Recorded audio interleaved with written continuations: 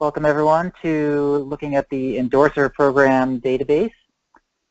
This database is, you access it via CCL Community, and you have to be logged into Community to be able to see it. To find it, you can go to, one of the easiest ways is to go to Search and Support and type in something like Endorser Program, and you'll be able to find it there, or Endorser Database. And you can also find it under, if you go under Action Teams, you can go to the Endorser Program interface, and you can find it from the Endorser Program homepage from there. So if you go to Endorsers under Programs, you'll be able to find it from there. Once you're, what we've done with the new Endorser Program is we tried to make it really simple, especially for people who are new to the system and people who are, it's their first time there and they want to, add a new endorser or upload a signed endorsement. Now, the first thing we want people to do whenever they're working in the Endorser database is we want to prevent duplicates. And so we want to make sure that you search our database to see if that organization is there first. So if you're working, if you've been working with a local business or a national business or something like that, you're going to want to search for that here first. So you might be working with, you might think like, I want to work with Apple Computer. And so you type in Apple, and you can see that, oh, Apple Computer is already in here in Cupertino, California. I should talk to this delegate who's already working with them, and that happens to be me, at least in the database right now. And if you want to connect with that delegate, you can click on their name, and that will actually take you to a place on Community where you can contact them through the CCL Community interface. I'm not going to wait for that to load, but if let's say you want to add a new endorser and you're pretty sure it's not in the database, so I'm going to demonstrate that right now. So I'm going to search first to make sure it's not there, and then that enables this button that says Add an Endorser or Endorsement. And so if I click on that, it will bring up a screen, and the first thing it does is it asks you, what do you want to do? And so in this case, I'm just going to do the most simple thing, which is to add an endorser, but there's also options for uploading an already signed leader's letter, emailing a request to sign a leader's letter, uploading a municipal endorsement, or uploading a newspaper editorial. I'm going to start with the simple adding a new endorser that I plan to work with. So let's say that this person is an individual, and I'm just going to name them Testerson and give them a title, and we always want to know where they live, because then we can make sure that helps us track duplicates. And then we want to always assign either a chapter or an action team. So you can choose one or the other, but you have to have at least one of those to assign. And then you hit Save and Close, and that will get someone into our database so that, and it assigns you as the delegate to start working on them. And you can see this message here. It says this endorser can now be found on your My Endorsers tab. So I'll show that in just a second. You go there, and you can see Testerson is here on your list of My Endorsers. Now you can see it still has a yellow border, and what that means is that this endorser is still pending. We have a team of endorser admins who go through and they make sure that there's not duplicates in the database. So if they realize that someone else had already put in Testerson, then they would contact you and work on merging those records and making sure that you were cooperating with whoever else was working on it. But in the meantime, you can still go ahead and work in the database with what you've put in. You can also see that if something is highlighted in green, then that means that it's an already signed endorsement.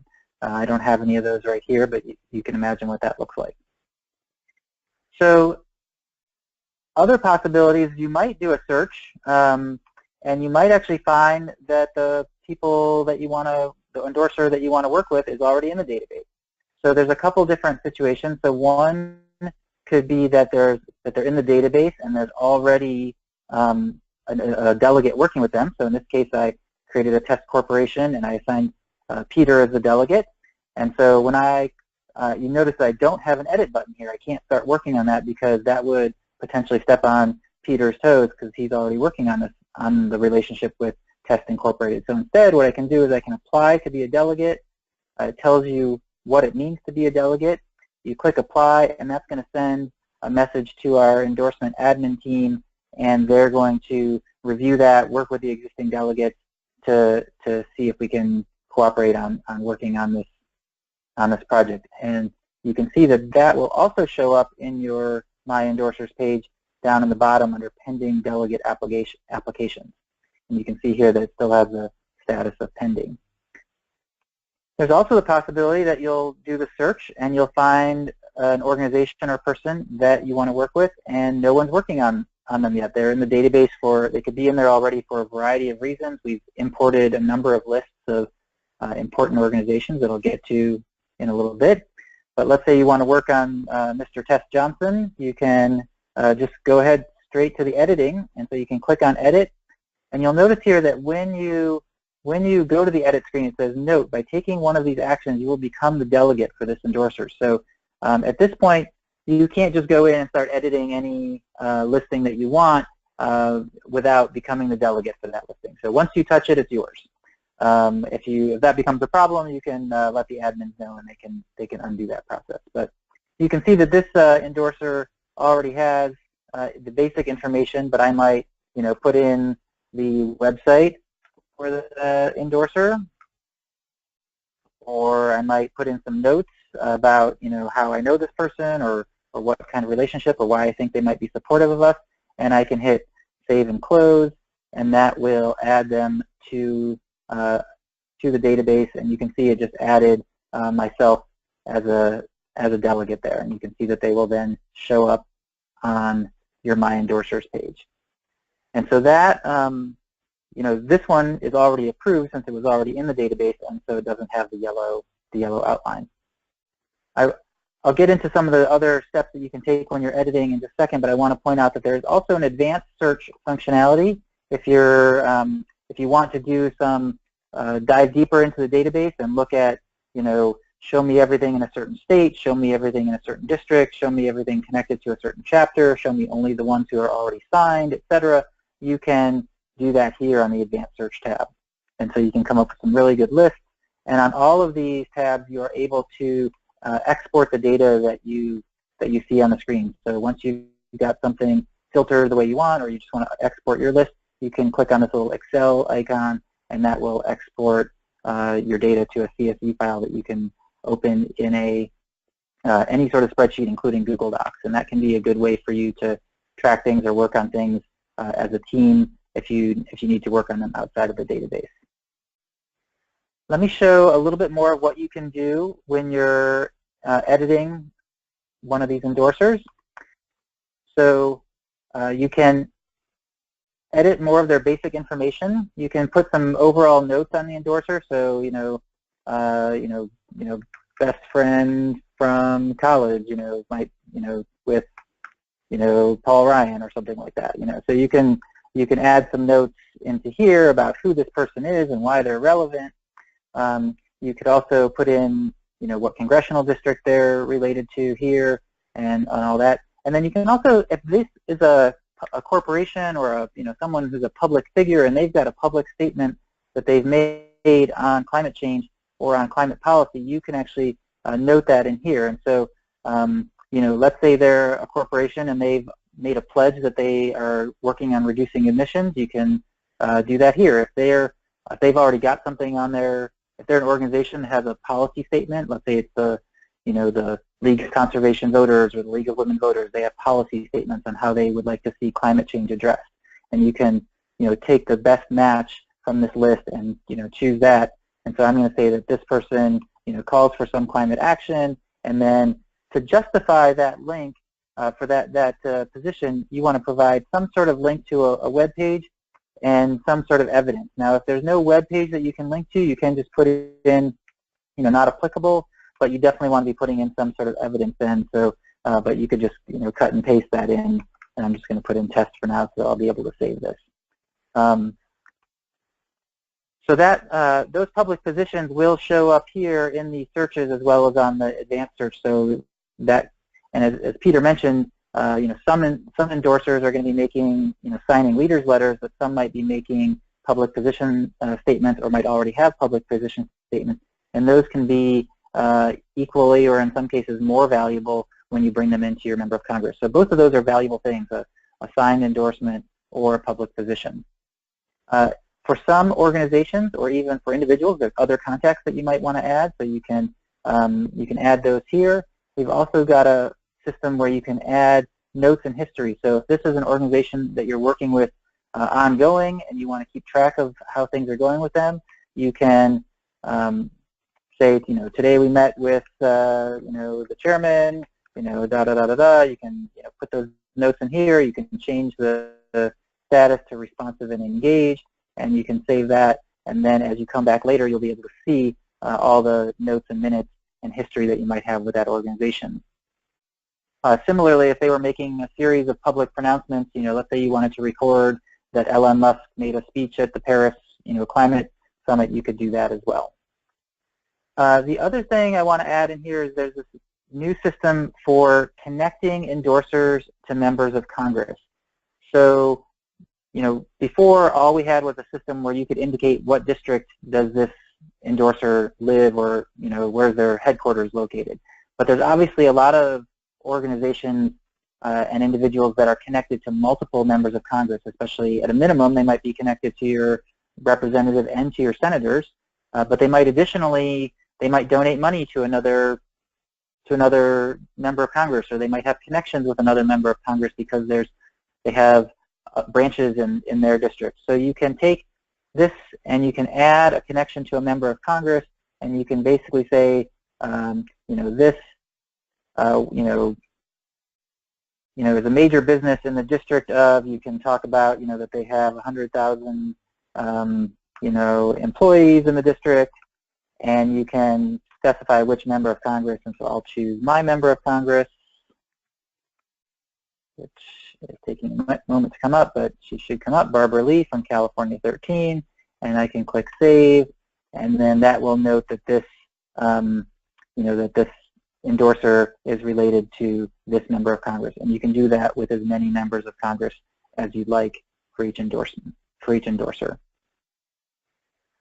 So that's all well and good, but how do we get to the point where we actually want to upload a signed endorsement? What does that look like? So you can do that either from the initial Add an Endorser button or from here, and it's more or less the same.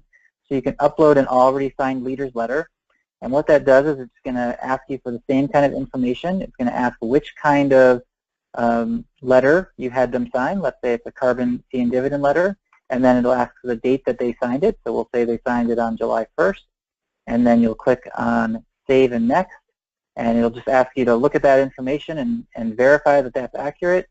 When you click Verify, it will save that, and then it will give you a button where you can upload a scan or a photo of the endorsement. And so you'll look on your computer and you'll find the endorsement letter on your busy desktop, and you'll it'll take a second, but that should upload that file, and then the Done button should appear, and you can click Done, and now that endorser, it turns green because they are now marked as having signed the endorsement. You can also, as Peter mentioned, there's ways to send an endorsement letter electronically. So if you choose email a request to sign a leader's letter, then you go through a very similar process. You pick the Carbon Fee and Dividend letter. You make sure that all this information is filled in. Now you have to have an email address to make this work, so I'm going to make sure that that's filled in there. Put in one of my email addresses and click Save and Next Step. Again, you verify the information. You hit Verify and Send Signature, and that's actually going to send an email to the endorser where they'll be able to click on that link, and it will take them to a pre-filled out form with all of their information ready and the right checkboxes checked, and all they'll have to do is verify it and click Save, and then that will be saved in our database, and it will send you an email as the delegate letting you know that that's been signed.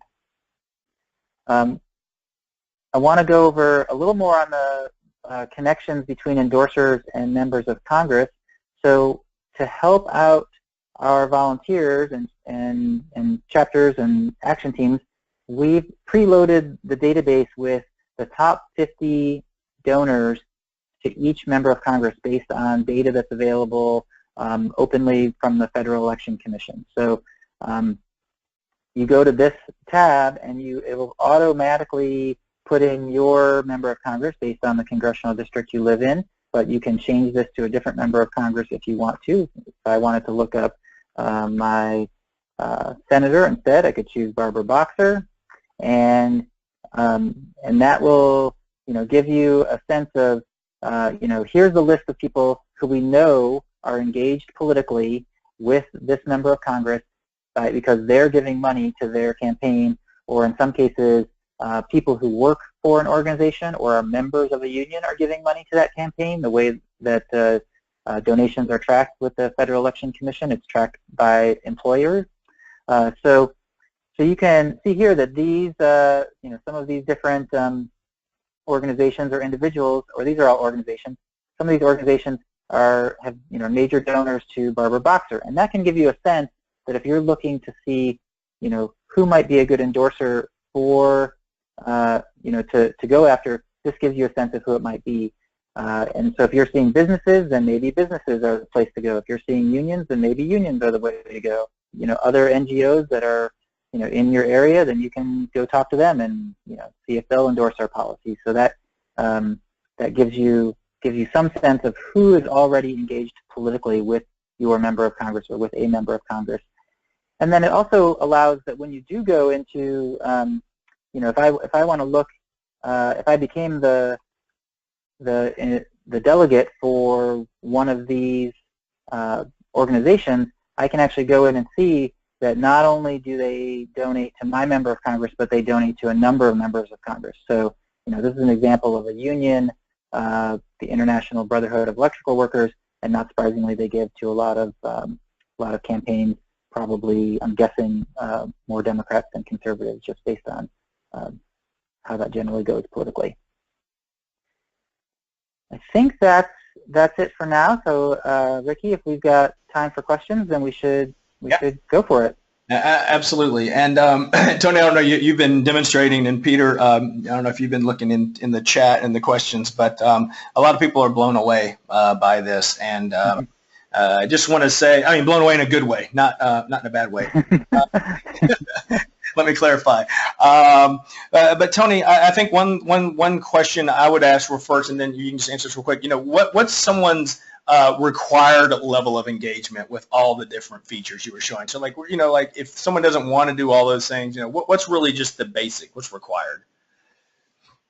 I mean, if you're working on endorsements already and you go out and get a paper letter signed, then really your only thing you need to do is you come here, you say add an endorsement, you say I want to upload an already signed leader's letter, you put in the basic information here, tell us which letter they signed, click save and go to the next step, and upload the picture of that, and you're done. And that's all we need is to is once you've recorded it, once you've gotten a signed endorsement, we need to record that in the database so that we can keep track of that and share it with the appropriate people. If you're cultivating an endorser, you're welcome to do that as much as you like in terms of recording information in the database. But the only thing the minimum that I would suggest is add them to the database, make sure that we know you're the delegate for them, and then if you never touch the database again until they sign that letter, that's fine. That's the minimum that we ask. Awesome. And so a couple of people have asked as well, who can be a delegate, and explain delegate just a little bit more in detail. Right. So the delegate is basically the point person from CCL to a given person or a given organization. And we've got room for each endorser to have up to 2 delegates. And so, the responsibility of a delegate, we sort of try to spell it out here, and it's, to build a personal relationship with the endorser, to determine the most effective actions and goals for that endorser, and ensure that the data in the database is kept up to date. So basically we're saying you're the point person. It's fine if you're working on that with your chapter or your action team or a number of different volunteers, but it's just you're the one that when we say, hey, who's working with Apple Computer, we can go to you and say, hey, how's that going? do you want to work with this other person? Here's this interesting program that we heard about. We'll know who to talk to. And we can also just see that if someone's already working on a certain organization or individual, we'll know that, not to duplicate that effort. Great. Paul asked, and you may have covered this, Tony, but I think it's an important thing. Maybe you want to just cover it one more time. Can I find all the endorsers for a specific place or a specific member of Congress? And if you'll just demonstrate, how to do that again real quick. Yeah. So if you're looking for a specific place, so if I, went in and said, I can start typing California and choose that from the list, and that's going to filter this list by endorsers that have the state equaling California. And I might say, well, oh, that's still too big of a list. Let me just look at my districts for California 13. Now the thing is, that's only going to list the ones that have the district actually set as California 13. It doesn't, so that's, so you're getting one list here of like, show me the endorsers that are in a certain district or in a certain state. You can also, filter these lists. If I take California and I say, I just want to see the ones that are signed, I can go and I can filter and I can see just the signed endorsements for the state of California. And again, these are ones where they're listed as existing in that state. Now similarly, if you want to see which ones are connected to your member of Congress, then you might need to go to the MOC Connections tab, because there might be organizations and individuals that are connected to your member of Congress that are not in your district or in your state, that might have a headquarters somewhere else, that are still giving money or otherwise engaged with your member of Congress. So those are the two ways that I would go to get a report. And again, you can always scroll to the bottom, and actually you can't actually export right now on the advanced search page, because we didn't want people to export the entire list from our database. But you can export from the MOC connections or from your endorsers, or if you're a chapter leader or a state coordinator, you can export from, you have special tabs that you can export from as well. So Tony, I think I see a bug with the database. It has Mark Reynolds listed in there as a delegate. I don't know if that's ever going to happen or not. Anyways. Well, he is listed as with Don Cheadle, and I do believe he has met with him recently. So. All right. Very cool. Awesome. Okay, so we got some other questions here. Peter's doing a good job of answering most of them, but I think a couple of them probably deserve an answer so everyone can hear. Joe asks, when you have an endorser in the database that you're working on, just to clarify, it will not be green until the person actually signs the email version or uploads or whatever, until it's official, right? Exactly. So the green color is designed to indicate this is an endorsement that's been officially signed in some way, either online or a paper record, and that's how you get it to turn that green color. Awesome. Lisa asked a very good question. How does a liaison use the endorsement letters? So, what we're at this point, we don't have that many signed endorsements at this point, and so what we're working on is gathering this data right now, and then we're also trying to set up systems where we're going to be able to push this back out into the field. And so we did that at the June conference. We sent that data to state coordinators and regional coordinators so they could share it as appropriate. We're also working on being able to send that back out to group leaders. We could send that out to liaisons so that they can keep track of, here are the signed endorsements that are related to the member of Congress that you're working with. So as that data is gathered, we'll be setting up systems to push it out to those people, and I'm not sure exactly what that format's going to look like right now, but the group leaders and the state coordinators and the regional coordinators already get monthly reports. We could do something similar for liaisons. And then how you use that, that's really up to you to decide. Do you want to bring them all, come to your member of Congress with a printed out copy of the letter and the signatures on it? Do you want to try and bring the signatories to actually meet with your member of Congress? You're going to have to work on that question locally, and it's going to depend on your situation. But I think we'll be talking more and more about that as we get more and more endorsements and groups and liaisons find more and more effective ways to use them. Also, Peter, did you have anything you wanted to add to that?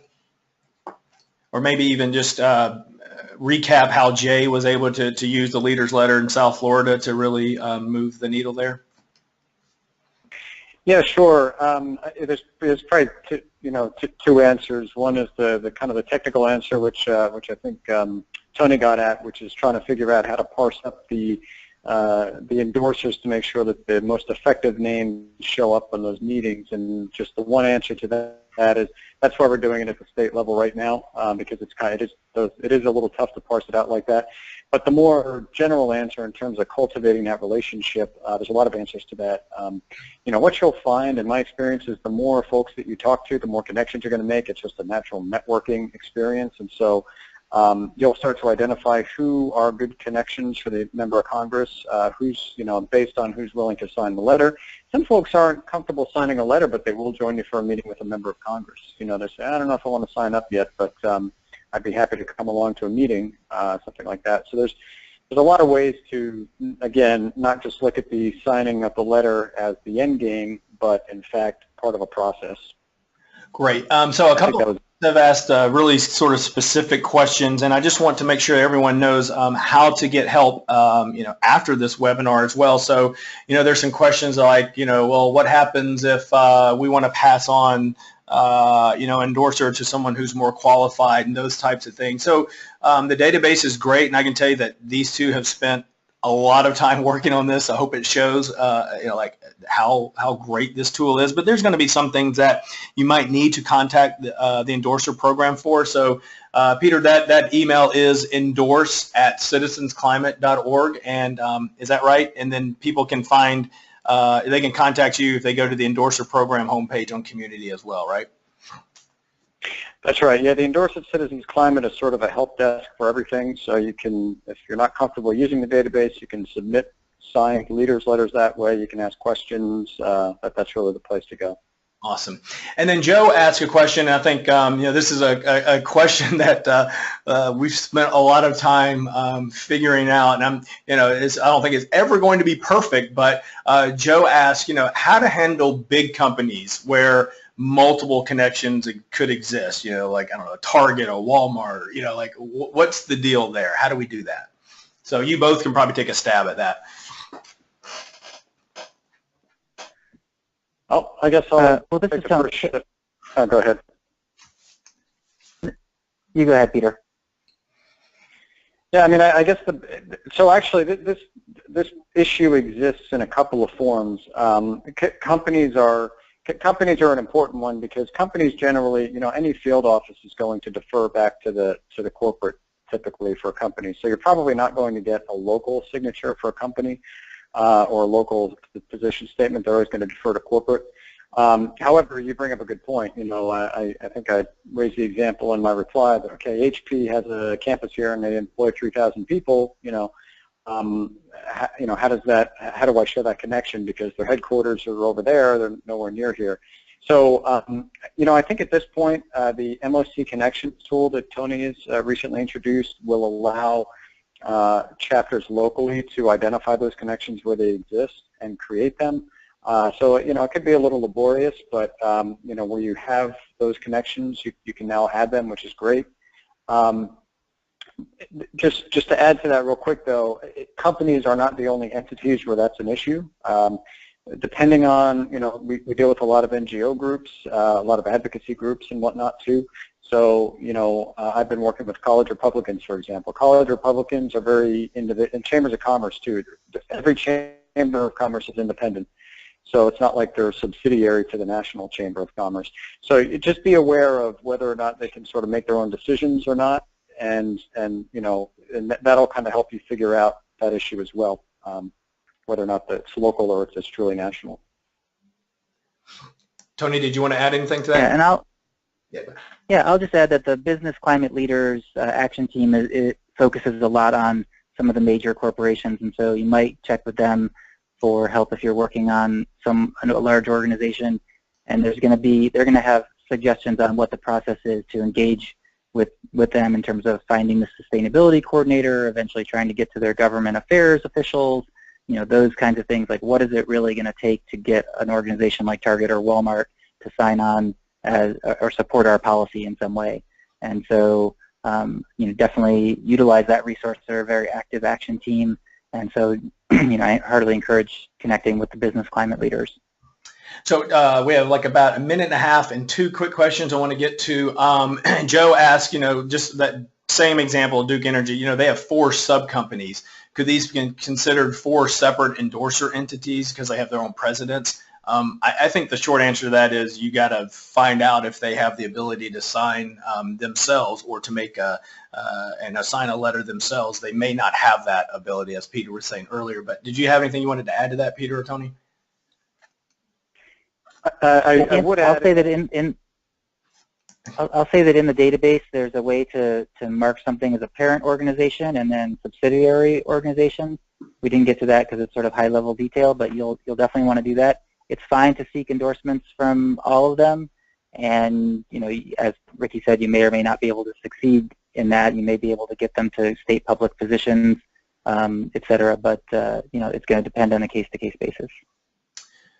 All right, and let's end. Last question from Lynn. Lynn asked, if someone or a company or entity has made a clear public statement in favor of climate action or even carbon fee and dividend or revenue for carbon tax, should we request that this organization or entity go ahead and sign the community leaders letter? This question comes up a lot, and I would say I'll leave it up to you. My personal opinion is, if an organization has already taken that position, given the limited resources we have, I would prefer to spend my time focused on other organizations that aren't quite there yet. Having said that, the process of pursuing a leader's letter, and it gives you a good ask, kind of a good excuse to go talk to an organization. So if you already have an organization that's friendly to doing something on climate, there's still a good group to go talk to because they might help you get support from others. So I don't think there's a hard yes or no answer to that. I think it all depends on the situation. That probably wasn't very helpful, but no, I mean, it could go either way. Well, yeah, go ahead, Tony. And I'll add that building the relationship with such a group is going to be valuable. They might point you to other people. They might be willing to actually come into a lobby meeting, because even though they've got a public statement online, there may be more that they are able and willing to do to support our efforts. So, but getting them to sign a leader's letter may not be that thing, but it's worth building the relationship. Yeah, I agree. I would just add to that, I think it gives your chapter some momentum too and some tangible results, and say, oh yeah, look, we were able to get one of these. So I think it could help. Hey, it is the top of the hour, so everyone, you certainly feel free to drop off now. No one's required to stay. We do have a couple of questions left. We have someone who's got their hands raised too. So Tony and Peter, if you can hang out for like another 5 minutes and just answer some more questions, you guys have time to do that? Sure. Thanks. So let's go ahead. Marie Coper has her hand raised. So Marie, I'm going to unmute your line, and if you will just let us know where you're joining us from, and then fire away with your question. Hi, I'm in Mount Pleasant, Michigan, and let's see, what was my question? I didn't get it. I was trying to write it down while I had it in mind. And it's escaped me. I'm sorry. Oh, no pressure. No worries. No, well, no worries. Well, like I said, the endorse@citizensclimate.org email address. Yeah, feel free to send a question there. And thanks so much. It was something that I didn't see a link to it, but I'll have to email you. Okay. When it comes back to me. Thanks. Absolutely. Well, thanks so much for being with us tonight. We have another question in the questions section. There used to be a way to indicate that an organization has a public position already without actually contacting them, given evidence from their published information online. Can that still be done to fill in the gaps of the database to make it more thorough for lobbying?